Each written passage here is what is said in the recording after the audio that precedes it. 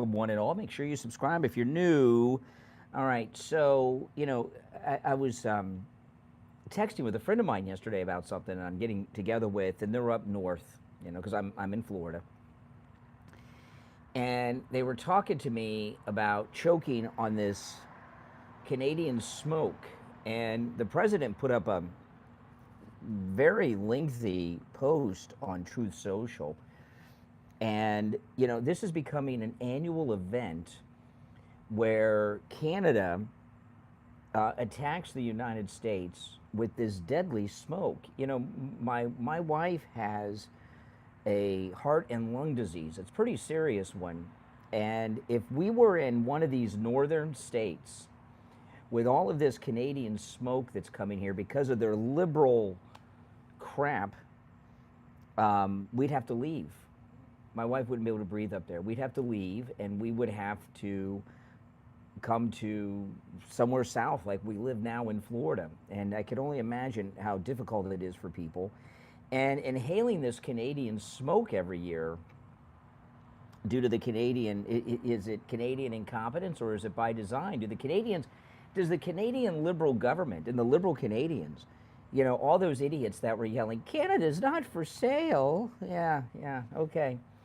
Are they enjoying this? Because I think they are. I don't see any stories in the news negative out of Canada with the smoke. I'm seeing stories in American media about it. And think about all the people that developed all kinds of illnesses from ground zero, right? From inhaling the smoke and everything that came. And people died years later. There are still people today that are suffering all kinds of conditions because they, after the World Trade Center collapsed, they inhaled all of that. And many people died long after the original 3,000. A lot of people that survived the attacks died from. So how many people are suffering and developing maybe illnesses and getting poisoned because of this Canadian smoke that's coming down? You really got to think about this. And what President Trump said on True Social last night is this is being done because of the way they handle their forests. Like these liberal idiots out in Gavin Newsom's California that don't maintain their forests properly, and so they have fires, and that's what's going on here. And the idiot prime minister says it's climate change. Well, that's a bunch of BS, okay? First off, climate change is it's not even a liberal urban legend or myth. It's just some shit they make up to blame on everything or to steal more tax money from people. But no, it's not climate change. It's liberal stupidity yet again. And now that this is becoming an annual event, the Canadian attack through these fires on the United States, we're going to start. There may be a new health condition created. Remember Gulf War syndrome for people that inhale, soldiers over there, service personnel that inhaled all that stuff during the Gulf War. There'll be something like this. Canadian syndrome. I'm not sure what we would call it. But I think that the Canadian government enjoys it because they have Trump derangement syndrome. And as far as they're concerned, we deserve it. And I think they view it as an attack. They're like, oh, screw them, they deserve it. They think Canada's for sale. Canada's not for sale. We'll show them. We'll cover the entire Midwest and northeastern United States with Canadian smoke, and we'll smoke them out and choke them out. I believe that's exactly how they view it. Yes, welcome everyone, and if you're new, make sure you subscribe. My name, yes, Canada wants America to suffer. My name is Brian Craig. This is where MAGA comes to talk, and the next stream, which will be in about a little more than 30 minutes, I'll be in the studio taking your live calls on this. The video is already up there, so when I end this stream, you can jump up there and start chatting while I'm on my way to the back to the studio. Stephen Miller is in the thumbnail. You will not want to miss that. Oh yeah, I think, give me a yes or no. Are the Canadians and the Canadian government enjoying the suffering of Americans who are choking on their smoke? Yes or no? I say yes. What do you guys think? The Canadian government and leftist Canadians, are they enjoying Americans choking on Canadian smoke? Mm-hmm. I think so. I think so. I think we should have a 100% embargo against Canada immediately over this. Yeah, it's pretty sick. They're pretty sick people. We've done nothing but help Canada over the. Canada is not a functioning country without us. They're able to have socialized health care because of the United States. Remember, 80% of Canadians live within 150 miles of the U.S. border, which means they're dependent on us, and they're screwing us. They could be giving Americans lung diseases from this. Mm-hmm. I feel bad for the people up north. Yep, screw Canada. Exactly. Exactly. They're definitely enjoying the suffering because they're sick, and their prime minister is, I don't know what carny means in Canada, but carnies are creeps. They're the people that work at carnivals that you don't want to be around because they're creepy. You don't want to send your kids to the fair or the carnivals by themselves because of all the creepy carnies. Mm-hmm. Canada, exactly. Exactly. Mm-hmm. Welcome, everyone. Welcome, welcome, welcome. Yeah, I got a lot that I'm going to cover on the morning show today when I'm back in the studio, so do not miss it. And of course, the media, they're still in meltdown mode over the president's speech the other night. The president's speech the other night was all new information. He actually brought he declassified classified documents that proved that there was a deep state coup against him in his first term. I mean, there were other things too, but there it is, the proof. But they just want to say, oh, it's not true, or, there's nothing here, it's debunked without even looking at it. But I think that speech the other night, the media want to blow it off and act like it was no biggie. But I think that Americans were mobilized and energized by that. I really do, don't you?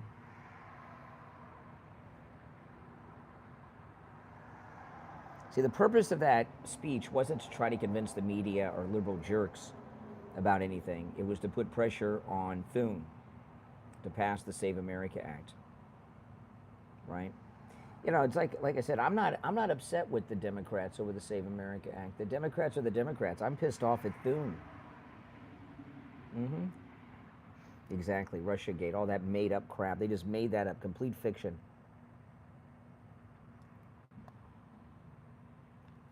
And they knew it was complete fiction, but they don't care. The media really showed us who they work for. The media work for China and the deep state. And some of them may work for both, but that's who they work. I got a lot I want to cover on the morning show today. One of the things I'm going to mention is, because I think everybody's missing this in the media. Well, the story's out there, but they're missing what's really going on. Have you seen this story about the Chinese building these mock-up American ships, destroyers and such, in the desert? And I think what China's doing is training Islamic terrorists, maybe Iranians, but they're training Muslim terrorists on how to attack U.S. naval vessels, is what I think they're doing. And with those ships in the desert, that's exactly what they're doing. And if you remember, Al-Qaeda attacked the USS Cole, remember? That's exactly what's going on. And China's always with our adversaries, and they get a lot of oil from Iran. I think that's 100% what it's for. It doesn't mean they won't use it to do some other things, but why have them in the desert? If it was training for their military, they would have mock-ups in the water.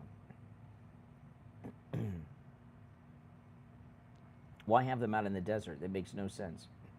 The desert is to train for assault by people. If they were training their Navy, I heard some people, they were talking about, oh, this is about Taiwan.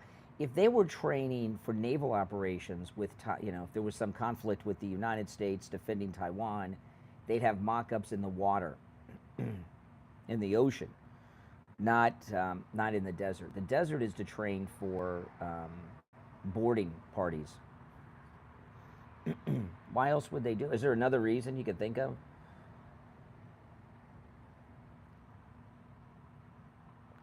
I can't think of any others.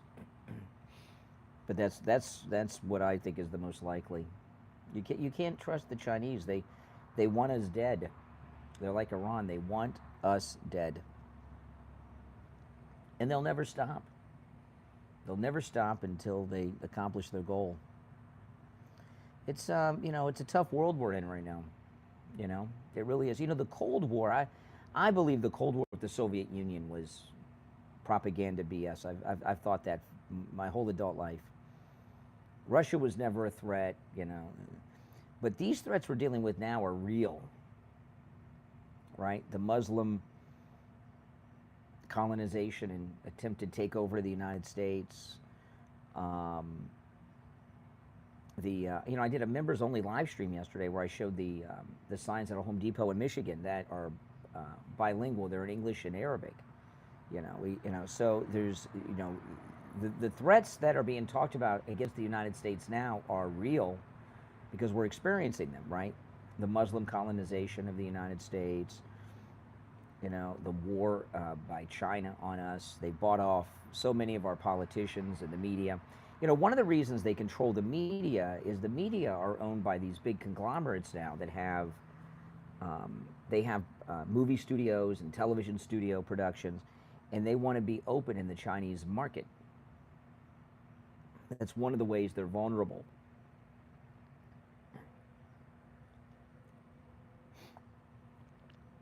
And that's it. I mean, that's just the reality. If you're new, welcome to the channel. Make sure you subscribe. The next stream will be in about 25 minutes. I'll be in the studio taking your live calls, and the number will be in the pinned in the chat, so you can call me live on the stream and share your thoughts. I've got a lot I'm going to cover. The video is already up there, ready to go. It has Stephen Miller in the thumbnail with President Trump. Don't miss it. And everyone, please like the video as well. But that's definitely what the Chinese. We're under attack by Canada right now. There's no doubt about it. I wouldn't be surprised if the government of Canada lit these fires on purpose. Would you? I mean, are any of you up north in the fire-affected areas that are watching me now? How bad is it? When there's sunrise this morning, you'll really see it. Oh my goodness. One time we'll give them a pass, but not this annual event. And they don't seem to mind it because I guess the winds blow it to us. Because I haven't seen any negative stories out of Canada about the fires. Only in American media.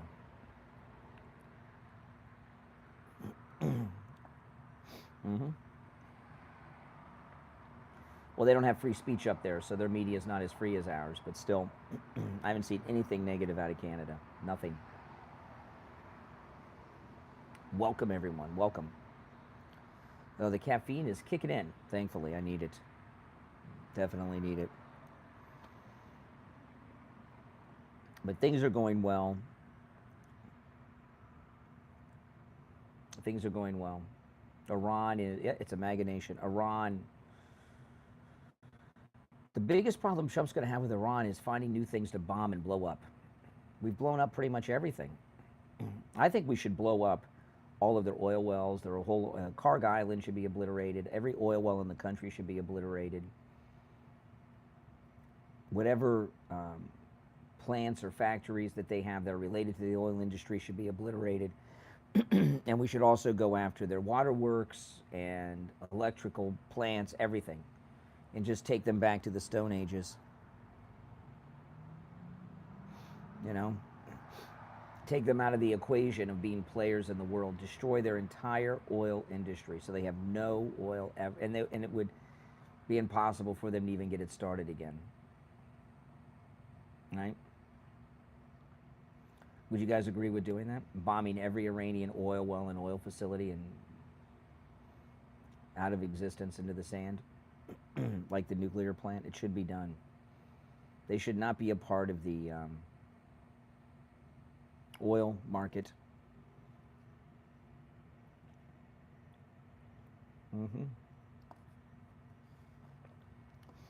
It wouldn't stop the lunatics in the government, so they got to go too. No question about it. They really don't understand who they're dealing with. This isn't Obama they're dealing with.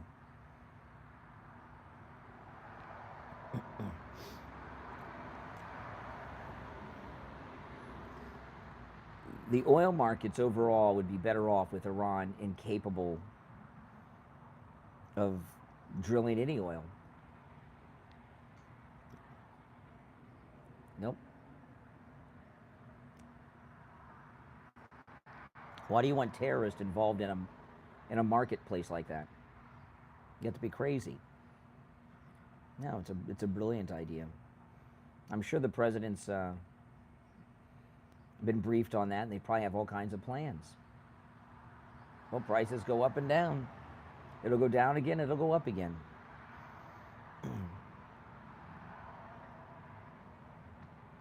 But Iran has to be taken out of the mix. They're just, you know, you can't negotiate with these people. They lie. They break when the rare occasions there's any agreement made, they break it before the meeting's over. You negotiate by blowing up everything in the country, every oil well, every bit of business and industry connected to the oil industry. Eliminate Cargill Island, just eliminate it. Blow up every power plant, every water treatment plant, and every other utility. Blow up their cell phone networks, everything. All utilities, after you destroy the entire oil industry, blow up all of their utilities. Put them back in the Middle Ages, right? 1800s, make them Amish. No electricity, no running water, no oil business, nothing. Take them out of the mix. And then maybe Iraq and Turkey can start slowly taking some of their territory. Does that sound like a good idea to you guys? Not some big land invasion, just slowly move in, take over a little bit at a time. That's right, annex it to Iraq, annex it to Turkey, just little parts at a time, after we destroy everything. That's right. That's what you got to do. They also need to kill every one of the leaders. I mean, there's no getting around that. And then when the new wave come up, them too. I mean, that's just it. There's no negotiation with these Iranians. You just have to force the country into a collapse and allow Iraq and Turkey to slowly annex it. You know, that would be my recommended strategy. I think it'd work. I'm sure the president and Pete Hegseth and Marco and General Kane, I'm sure they've talked all about this. Why do you think he met with the Iraqis the other day? It was in Turkey. That's right. Trump knows what he's doing. If you trust in Trump, you'll never go wrong, right? It's a good rule of thumb. Trust in Trump.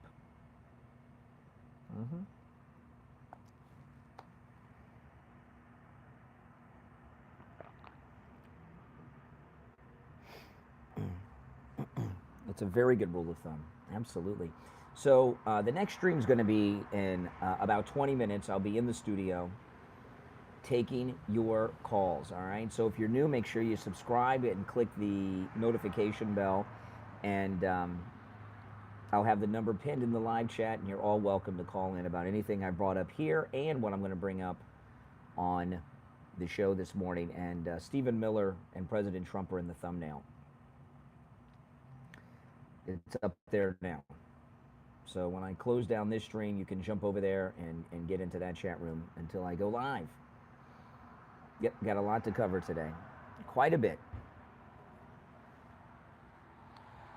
President Trump did a really good thing, too, for Florida this week. An amazing thing he did for Florida this week. I'll get to that on the podcast.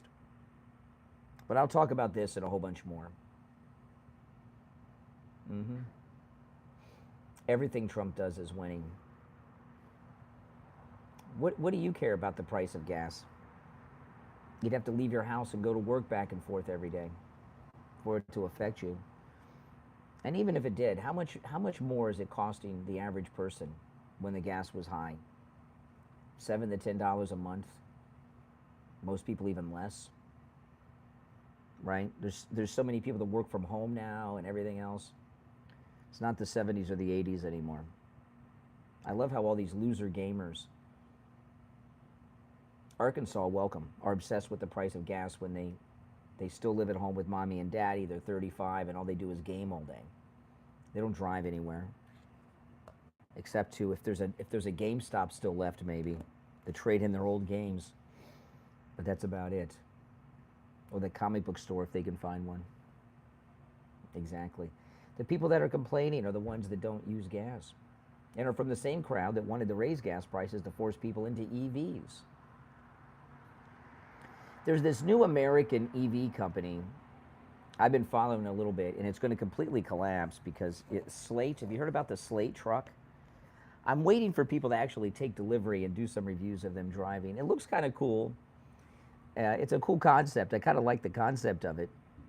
But you can get this new EV truck for just under $25,000 for the basic bare minimum model.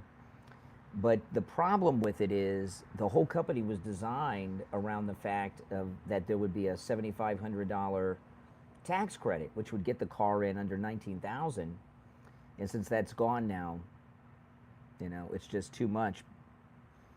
First off, who wants the base model?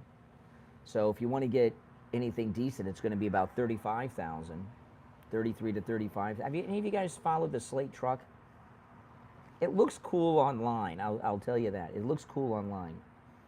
You know, you can turn it into a Blazer or a pickup truck. And I've been wanting to get a pickup truck. And when I first saw it, I said, you know, I want a pickup truck so I can put my Vespa in the back and drive, you know, somewhere in the Vespa and go ride further away. But I have to see some good reviews on the EV. It's so cheap. It's an electric vehicle that doesn't have electric windows. It's actually got the old-fashioned knob roll-down windows. It's going to be a complete disaster because of the tax credit being gone on it. And I love how liberals complain about the tax credit being gone. Since when do liberals argue for tax cuts? Now, they're up in arms about the EV tax cut. It's the only tax cut they support, and that's only because Trump cut it, right? If a Democrat cut it, they'd be in favor of it. Welcome, everyone. Now, listen, make sure you subscribe. I'm going to take off. I got to get back to the studio. I'll be live in about 15 minutes taking your